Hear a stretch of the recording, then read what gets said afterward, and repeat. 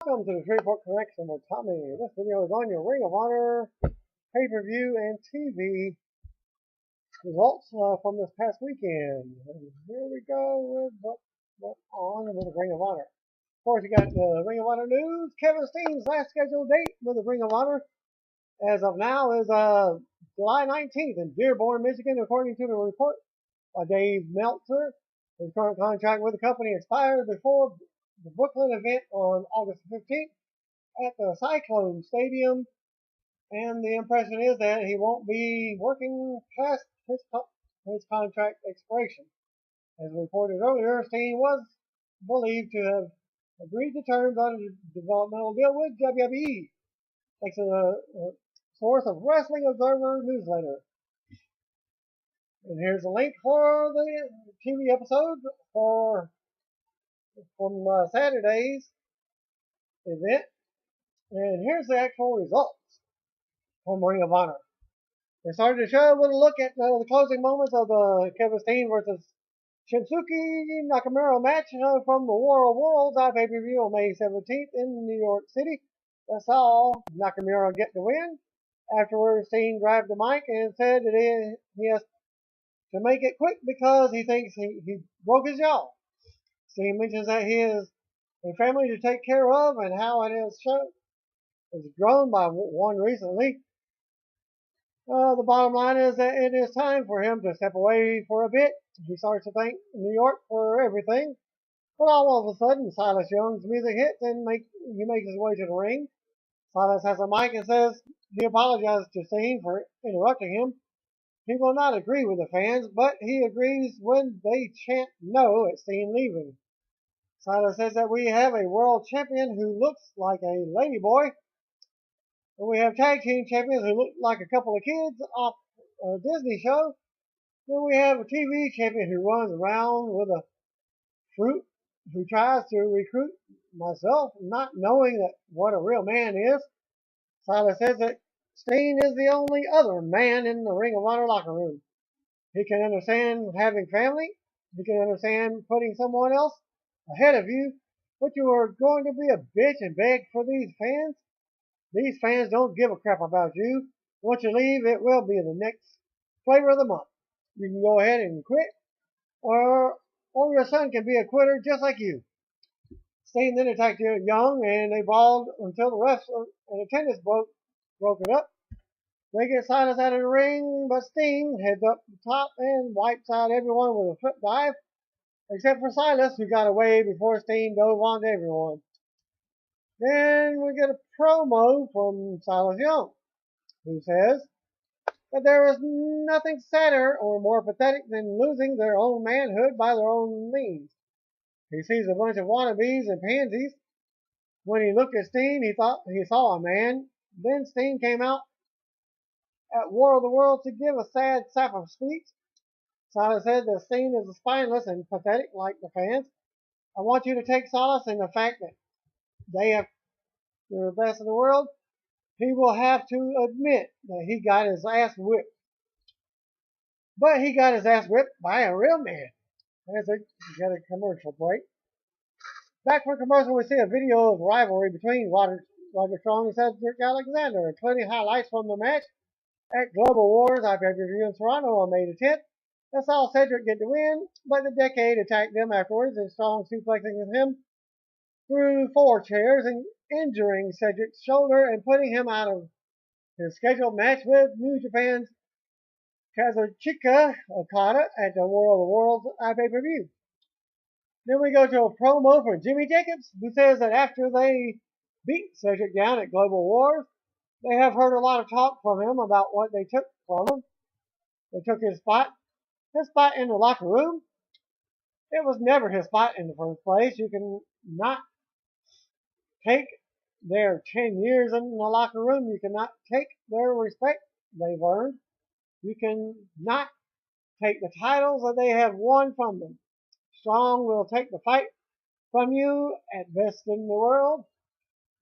Strong says that he will finish what he should have done a long time ago in a submission match.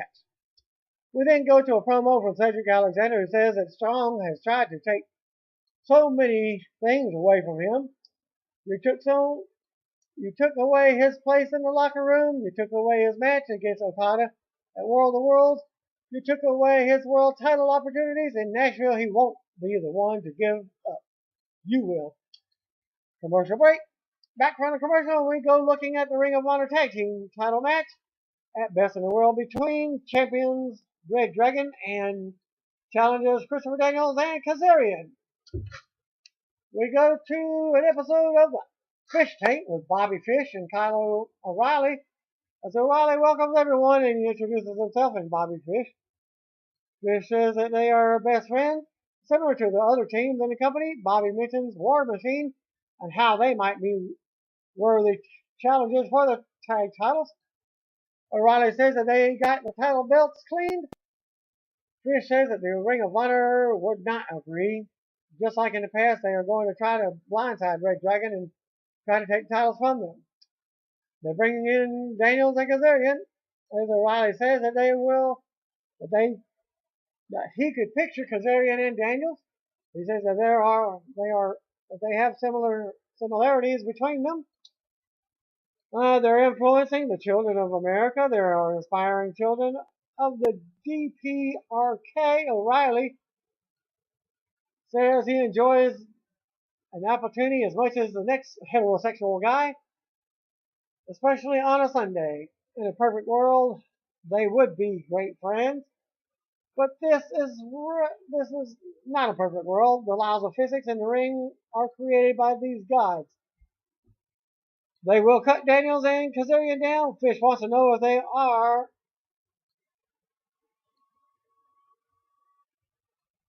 ready to wrestle them for the next 24 hours.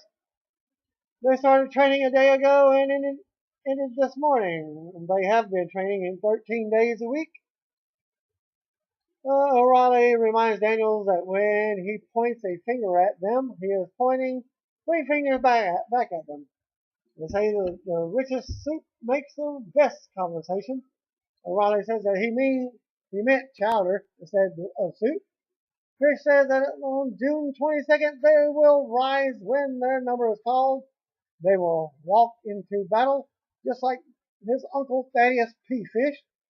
He did what needed to be done. He got filthy, just like Tom Lawler.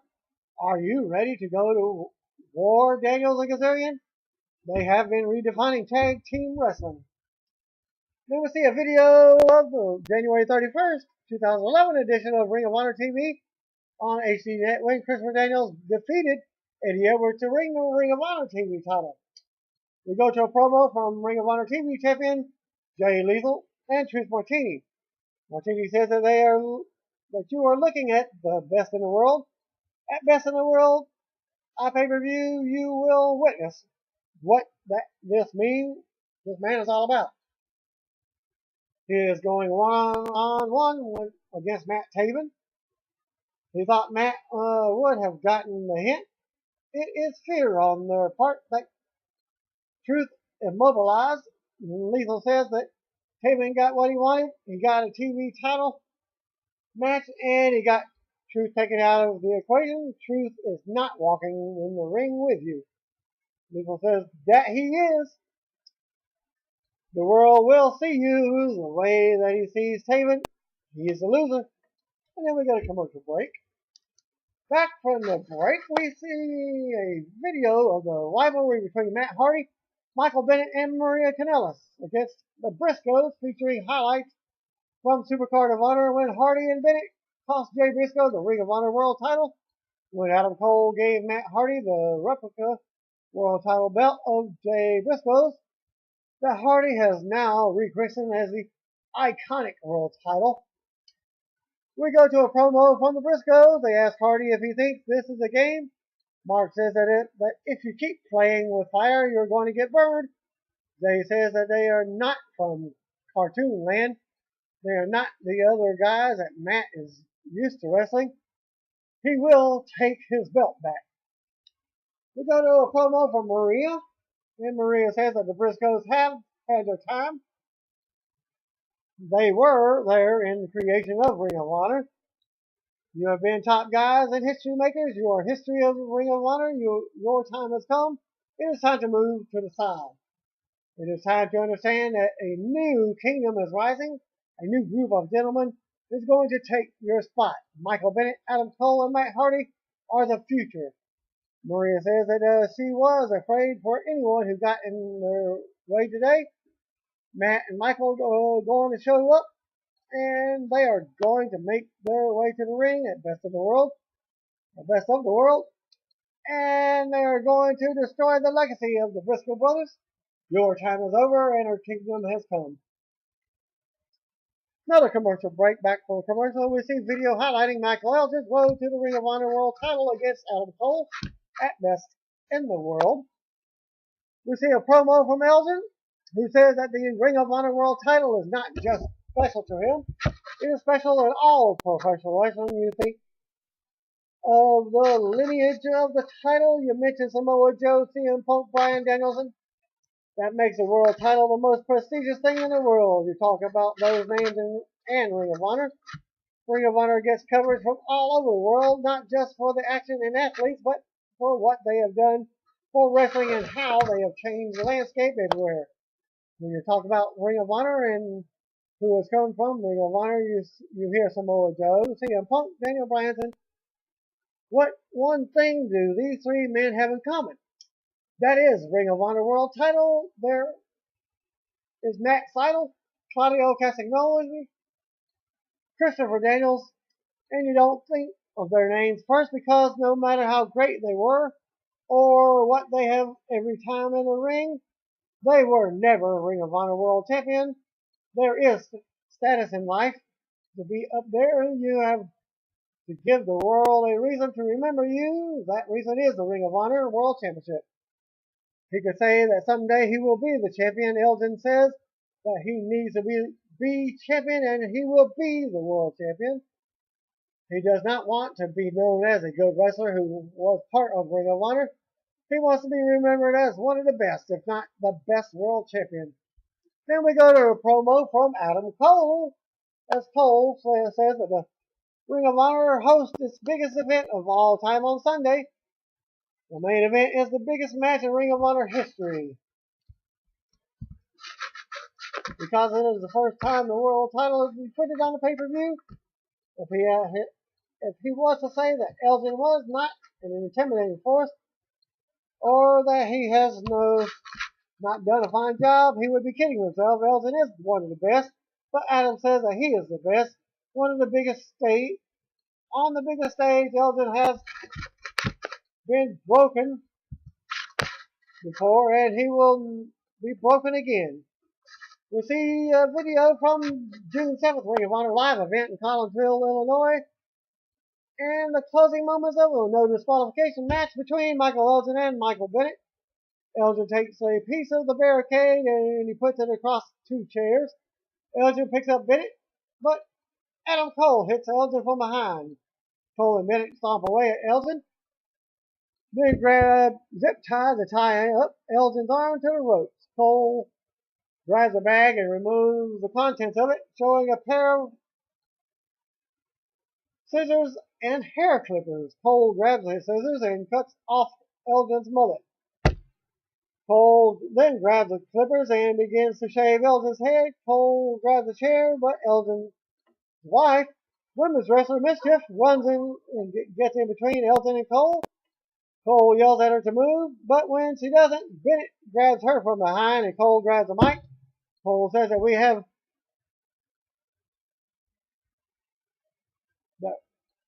quite the little predicament. Physically, he knows that he can get to Michael Elgin because he has kicked his ass more times than he can count. He also took his chair. Cole said that he will let Elgin's wife make the decision. Will it physically? Will we see the love of her dream get smashed with a steel chair, or will it be emotionally? You could say that Adam Cole is more of a man than Elgin is, and you can kiss me with tongue. Mischief spits at Cole in defiance. Cole then grabs a chair and he teases hitting Elgin with it as Elgin is yelling at Cole to do so. Cole instead puts the chair down and then puts Mischief in the figure 4 while taunting Elgin, who is going berserk. Referees and attendants rush in and pull Cole off of Mischief. As Cole, Bennett, and Maria leave, happy about what they have done, attendants check on Mischief as others get Elgin removed from the zip ties. Once they do so, Elgin lays waste to all of them and checks on his fallen wife as the show closes. And for now, Ring of Honor Best in the World 2014 aired live on pay-per-view, yes, on Dish Network, and many of others. Check your local cable listings or satellite listings from Nashville, Tennessee at Tennessee State Fairgrounds Expo. The show opened featuring footage of Ring of Honor stars from the past, including CM Punk, Samoa Joe, Bryan Danielson, as well as shots of today's Ring of Honor stars saying the best. Kevin Kelly and Steve Corino checked in on commentary as the team from ringside, the entrance set, and big screens look really good. Like the lighting they're using on the stage, the building looks small on television, but it appears to be full and fans seem fired up. Match number 1, ACH versus Takaki Watanabe versus Caprice Coleman and versus Tadarius Thomas versus BJ Whitmer with Adam Page and Tadarius Thomas versus Tommaso Ciampa in a 6-man mayhem match for a future Raw Ring of Honor TV title shot. Ciampa was the first entrant and drew the biggest ovation. Corino noted a couple of times that Ciampa was his pick. Kelly explained the rules of the match, and there were handshakes from the wrestlers beforehand. Tags were allowed when wrestlers left the ring. Additional wrestlers could declare themselves legal to take their place. Ciampa performed an impressive crucifix into a submission hold early on. He was the early star, as he also threw a couple of impressive suplexes. Whitmer, entering the match, was greeted with a quick BJ Sucks chant. The action slowed down a bit while Whitmer was in the ring. Coleman had an impressive run in a pin attempt that was broken up by Ciampa. Watanabe and Ciampa stood in the middle of the ring and traded blows. Ciampa had a bloody mouth from the exchange. Watanabe performed a wicked suplex on Whitmer at 9 minutes 25 seconds in the match. Ciampa hits Project Ciampa on a couple of opponents, but his pin attempts were broken up. At 11 minutes 15 seconds in, Ciampa performed a big dive onto the other wrestlers on the floor. Drawing a Ring of Honor chant, ACH performed a crazy dive of his own onto wrestlers at ringside, then followed up with a 450 splash onto Thomas and scored the clean pin. After the match, ACH and Ciampa shook hands. Then Corino and Whitmer ended up shoving one another on the floor. ACH won a 6-way mayhem match to earn a future Ring of Honor TV title shot. The rules of the match appeared to go out of the window about 5 minutes in, and then it was just a 6-way spot fest. There was plenty of good action, and the live crowd was well into it. The lighting of the ring is still filled with shadows, as we've had some early camera shots into the lights, but it's passable. Next up, we get a video package setting up the Ring of Honor TV title match. Match number 2, Jay Lethal with female bodyguard. Unknown. Truth Martini handcuffed to the ring post. Versus Matt Taven for the Ring of Honor TV Championship. Taven didn't get much of a reaction from the live crowd. Truth tried to flee before he was eventually handcuffed to the post. For match stipulations, Taven wanted to get the Truth, but the woman stayed in the way. Later, Taven hit Crash and Burn on Lethal, then hit Lethal and his female bodyguard. Taven turned his focus to getting to Martini, who headed Money to the Ring of Honor head of security, who then stood in front of Martini. Taven tried to hit the security guard with a chair, but he blocked it awkwardly. Taven went for a super kick, but the guy blocked that. Taven finally connected. The bodyguard broke the handcuffs at ringside. Truth ended up hitting the lethal combination for the win, and it took 10 minutes 10 seconds to do that. Quality match minus the silliness with the security guard at the end. What the hell was that? Next up, we got a video package setting up Roger Strong versus Cedric Alexander match. Video included comments from Strong, Jimmy Jacobs, and BJ Whitmer. And then finally Alexander. Match number 3, Roger Strong with Adam Page and Tadarius Thomas versus Cedric Alexander in a submission match. Sabers were thrown into the ring before the match started. At 4 minutes in, Strong backdropped Alexander into the edge of the ring apron. Wild spot at 6 minutes 45 seconds in. Strong applied camel clutch and nodded Alexander's head. There were dueling chants for the two wrestlers, and the Strong side clearly won out. 7 minutes 40 seconds in, Strong told Cedric to stay down. Cedric responded by spitting at Strong. Then came back with pressing Strong into the air and then kicking him on the way down. The fans were nice enough to inform everyone that this is wrestling. In case they were confused, Alexander drop kicked Strong to the floor. Then Page and Thomas were there to towel him off. Cedric performed a great flip over the top rope that connected with Page and Thomas. While Strong ducked out of the way, 13 minutes 10 seconds in the match. Strong was setting up for the superplex when a fan threw a streamer. The other fans booed and it kicked him out. Chant started. Strong performed the move successfully. Then Strong performed running knees on Cedric in the corner, but Alexander caught him in what was essentially a reverse version of the full Nelson. Then Strong reached the bottom rope with his feet to break the hold. 16 minutes in, Alexander dropped Strong back first into the top rope and then targeted the back with another move. Alexander applied the Strong hold submission hold and Strong quickly tapped out. Alexander looked as shocked as anyone based on his facial expression. Afterwards, Alexander offered his hand. Strong approached him, but chose to walk away instead. Cedric Alexander defeated Roger Strong in 16 minutes 30 seconds. Best bets match of the night so far. Strong appeared to be in the best shape of his life, and WWE would be crazy not to bring him into the developmental fold. Even if they don't like his mic work, I see him as a guy who could carry the working end of the tag team if they found him the right partner. Alexander continues to improve with each outing. His first win over Strong should have felt more emotional than it was. I guess I don't understand why Ring of Honor chose Nashville for the first live pay-per-view rather than doing the one of their hotbed towns with a bigger number of passionate fans who follow their storylines closely. A video package setting up the next match, of course, is match number 4, Jay Briscoe and Mark Briscoe versus Matt Hardy with Nick Searcy and Michael Bennett with Maria. The broadcast team noted that Searcy is a Peabody Award winner from the show.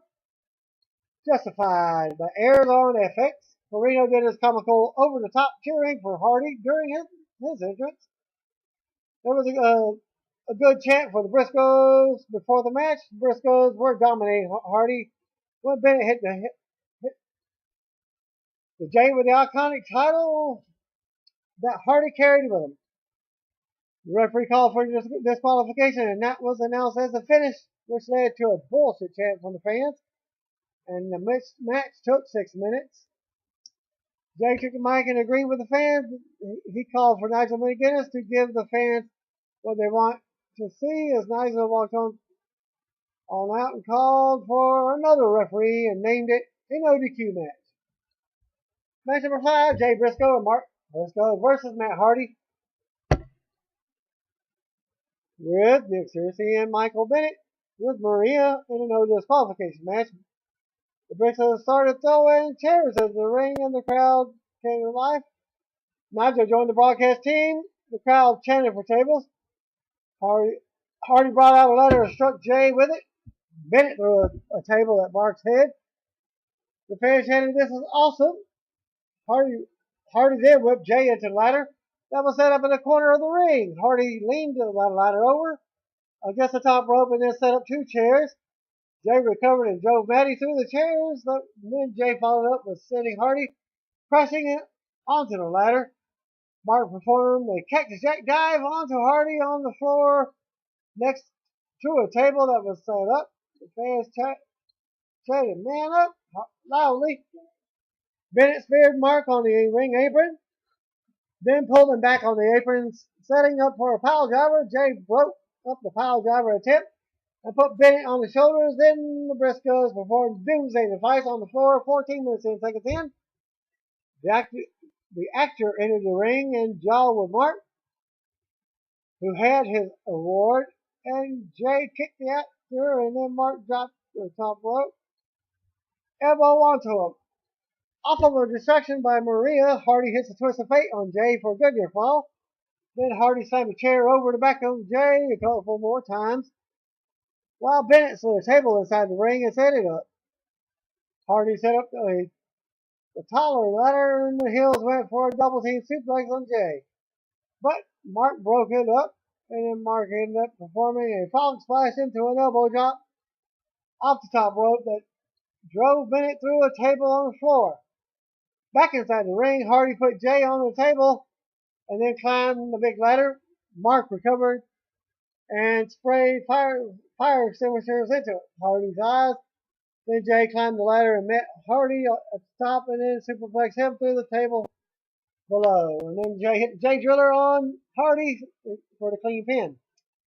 And the entire match took 18 minutes 35 seconds. A crazy spot fest brawl, which is actually what the live crowd was looking for. You had to figure Hardy would be losing here since he's working TNA later this week. But I would have pegged him as the loser even if TNA wasn't in the picture simply because he can't absorb the loss much more than Bennett can. I guess Nigel is hanging around on commentary for the remaining of the pay-per-view. Footage aired of Adam Cole cutting and shaving the hair of Michael Elgin at the night before.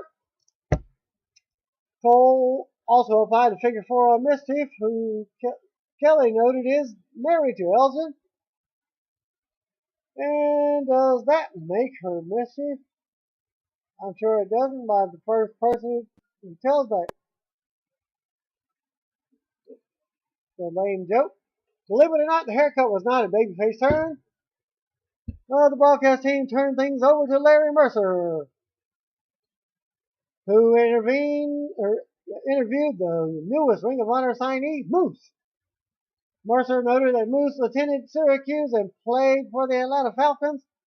He asked Moose what the future holds for him. Moose said he was just there to enjoy the show. He said he accomplished a lot in 7 years in the NFL. He said he's willing to work his butt off from the bottom to get to the top. Mandy Leon was standing by and started to ask him a question when Vita Scott interrupted.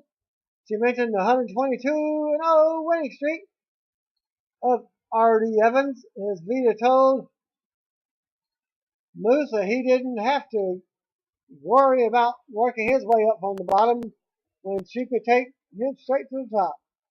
He told her that he was just enjoying the show and they could never talk about it again. And now that there was a Bush League segment, I like Vita, and I still think the Ring of Honor blew it by turning her heel because she was very likable as a broadcast team member and a female wrestler. She sounded really over the top and unbelievable here as Moose showed Steve Blackman-like charisma. I think Blackman is in my head tonight because the security guard who helped Truth Martini looked like Blackman himself. Video package setting up the Kevin Steen versus Silas Young match, which was match number 6. Kevin Steen versus Silas Young. What a miserable human being, Corino said of Young. Steen offered his hand to Young before the match, but Young declined. Steen attacked Young once the bell rang and was the aggressor to start the match. At 2 minutes 10 seconds in, Steen went for a powerbomb on the floor, but Young grabbed the top rope to break it up. Then King kicked Steen into the ringside barricade after Young was on the offense. For a couple of minutes, Steen came back with a power bomb. Young regained control and had Steen on top rope. When he used the middle rope as a springboard and clotheslined in, Steen came back with a swanton for a 2. Young started mouthing off at Steen in the corner. Steen knocked him back with a shot as Young regained control, but then mouthed off again. And while they were both on the ropes, Steen headbutted Young and then performed the package pile driver for the win. And the match took 12 minutes 15 seconds. After the match, Steen told Young that he had said a lot of things about him leading up to the match, but one thing he can't say is that he did not beat him. Steen recalls saying a lot of things about Young, but he said that after tonight, one thing that he can't say about him is that he is not an exceptional professional wrestler. Steen noted that his Ring of Honor contract is coming up, and he doesn't have many more matches left with the company. He said he's looking forward to the matches that he has with the company for the next month and a half or so, but he's happy he got to have that match with Young on this stage. Steen says that he hopes Young now respects him and will shake his hand. Young shook Steen's hand and then left the ring. Young left the ring, and then Steen started to talk to the fans again. Young returned and slipped the knee of Steen from behind. The referees hit the ring to pull Young off. A good match that the crowd enjoyed. Had my hopes up for something special, and while it was good, there was nothing particularly memorable about it. Young had a good heel personality, but he didn't play to the crowd for the heat. The issue between the two didn't seem to be intense enough going in, and even the post-match angle didn't seem to get them there. That being said, Young has breakout potential for Ring of Honor as a top heel and eventually as a badass babyface. Then we had footage airing of the Fish Tank episode featuring the tag champions discussing their challengers. Match number 7, Bobby Fish and Kyle O'Reilly versus Christopher Daniels and Frankie Kazarian for the Ring of Honor tag titles. The fans popped big for the artist formerly known as Bad Influence, and they were mobbed with shavers in the ring. Bobby Cruz delivered the in-ring introductions for the championship match. There was some miscommunication around 3 minutes 15 seconds in as Fish ran the ropes and Kazarian stood there. It was hard to tell who was at fault, but they recovered quickly. 4 minutes 50 seconds in, Fish pulled Kazarian's arm into the ring post, then struck him with a chair. O'Reilly rolled him inside the ring and targeted the arm. The tag champions isolated Kazarian. There was a nice spot when he was going for the tag, but Fish pulled Daniels off the apron before he could tag. Daniels took the hot tag at 9 minutes 45 seconds in and worked over O'Reilly. Daniels performed the Uranage, but he couldn't follow up with the best moonsault ever. Fish and O'Reilly double teamed up on Daniels, but he kicks out following a double team move at 10 minutes 40 seconds in that the fans didn't really buy into as a possible finish. Kazarian continued to sell his arm. At 11 minutes 30 seconds in, Daniels pulled O'Reilly into the ring and then into an RKO from Kazarian for a 2 count. Daniels went for the BME on Fish, but Fish moved and Daniels landed on his feet. Fish got the better of the exchange and went for a moonsault of his own. But he also landed on his feet when Daniels moved. Kazarian hit a DDT on Fish and came up holding his arm again. Fans chanted, "This is awesome," around 13 minutes 20 seconds in. Well, at 14 minutes 10 seconds, Daniels hit the Angel Wing suplex and went for the cover on Fish, but O'Reilly broke it up. O'Reilly threw a kick at Daniels and went for a second, but Daniels caught that and one arm dragon screw leg whip. Daniels missed a moonsault attempt on the floor. Fish picked up picked him up and ran him into the barricade. Then O'Reilly dove into Daniels with a drop kick. Well, at 15 minutes 30 seconds in, Kazarian went for the flux capacitor on O'Reilly. Kazarian came up selling the arm again. He eventually went for a cover, but Fish pulled the referee out of the ring before he could make the 3 count. O'Reilly rolled up Kazarian and held the tights, but he only got a 2 count. Later in the match, O'Reilly hit the series of strikes on Kazarian. Then Red Dragon hit their finisher. Kazarian kicks out, but O'Reilly immediately put him in the submission hold and got the tap out win. After the match, there was a tense round of handshakes between the two teams. Bobby Fish and Kyle O'Reilly defeated Christopher Daniels and Frankie Kazarian in 17 minutes 10 seconds. A good tag title match that lived up to the expectations. I really liked the way that Kazarian sold the arm consistently throughout the match, and it ultimately played into the finish. Scary thing is that these teams should get even better with more experience later. A video package setting up the main event, match number 8, Adam Cole versus Michael Elgin for the Ring of Honor Championship. There were 3 referees involved. Nigel said he wanted to make sure that there was a clear-cut winner and loser. There was a tense and quick handshake. Elgin, who looked much better with shorter hair, tackled Cole and threw punches at him to start the match. Elgin remained the aggressor early on, but Cole came back with a neck breaker. Carino brought up that Cole, Fish, O'Reilly, and Bennett will be going to New Japan Pro Wrestling. He questioned whether Elgin felt slighted. Kelly said that he should use it to get him motivated. Nigel said Elgin should have been one of those guys as well. There were loud dueling chants for Cole and Elgin as the wrestlers traded offense. Carino noted that the company has been around for 12 years and only 19 men have held the Ring of Honor title. At 8 minutes in the match, Elgin hoisted up Cole for a standing suplex. Cole blasted Elgin with knees and above the head and broke it up. The broadcast team continued to put over the championship. Carino spoke about the feeling the weight of the ECW had been on his shoulders when he won the ECW title, and Nigel chimed in about his time as Ring of Honor champion as well, and mentioned the names of some of the past notable champions. Elgin hits a broken arrow suplex off the second rope for a 2 count. Cole came back with a missed kick, then hopped on Elgin's shoulders and hit a reverse hurricanrana. Cole hits the Florida Keys, and Elgin kicked out as the last possible second for a great near fall that should have popped the crowd. Instead, there was a bit of lullness, and then the crowd finally chanted, "This is awesome."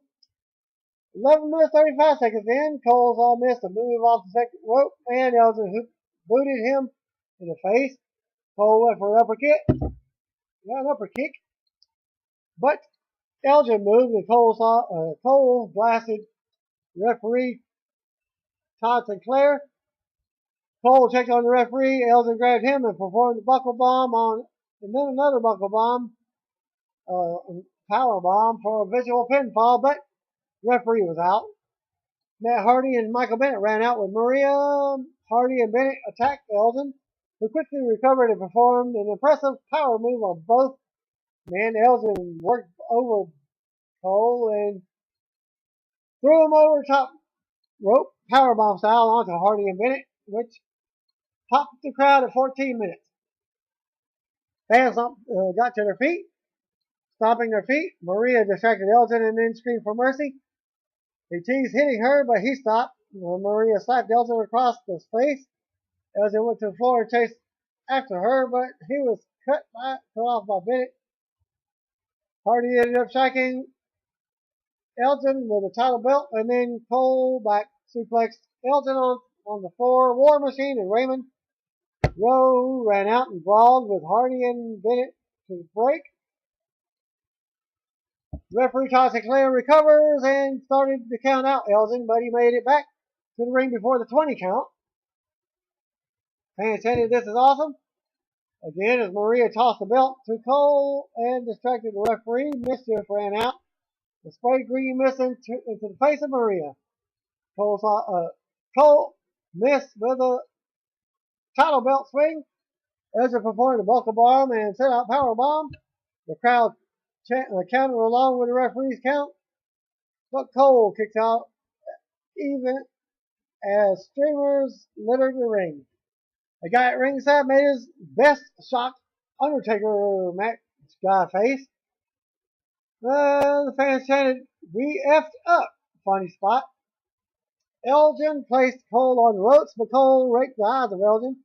Sent him back into the ring. Cole performed a missile drop kick onto the knees of Elgin. Cole got back to his feet and went for the figure four.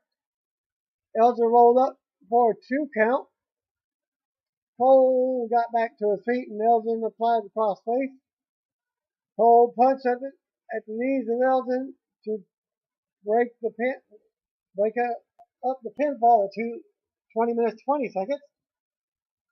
Elgin went to his corner and held up his hand for a move, but his knee gave out, and when he tried to charge at Cole in the other corner, Cole kicked Elgin in the face and then hit the Canadian Destroyer off the ropes for another strong near fall.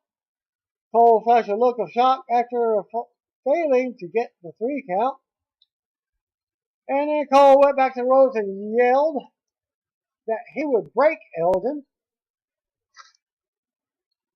Cole went for a similar move again and turned it into a sunset flip. Elgin rolled through and grabbed Cole and slammed him down with 3 consecutive power bombs for the win. The crowd threw streamers into the ring. Former Ring of Honor owner Terry Silken into the ring and hugged Elgin. Confetti flew around the ringside area, and Elgin sat in the ring and clutched the Ring of Honor Championship. The fans chanted Ring of Honor as Elgin got to his feet. Elgin climbed up to the second rope and held up the title for a nice round of applause. And the match took 22 minutes 10 seconds. And then a video recapping the event to close the show. A damn good fine main event. It was really down on the idea of Cole dropping the title to Elgin going into the show. But the match was so entertaining and had so many good near falls that it really came off well. Still like the idea of Cole as a young heel champion, but Elgin looks a million times better with the haircut and had the fans behind him. The first live Ring of Honor pay-per-view closed on a high note at the match, and the match stole the show. I can't say that the rest of the show felt like it built to the main event, but I also didn't feel like Cole and Elgin had to overcome a crowd that was killed from watching one of those shows where everyone went balls to the wall from start to finish, so it worked out nicely in that respect. Really wish Ring of Honor would have gone with a Hammerstein Ballroom for the first live pay-per-view event that made the Nashville venue look as good as they could with the set that they had. But it looked really minor league to have a few rows.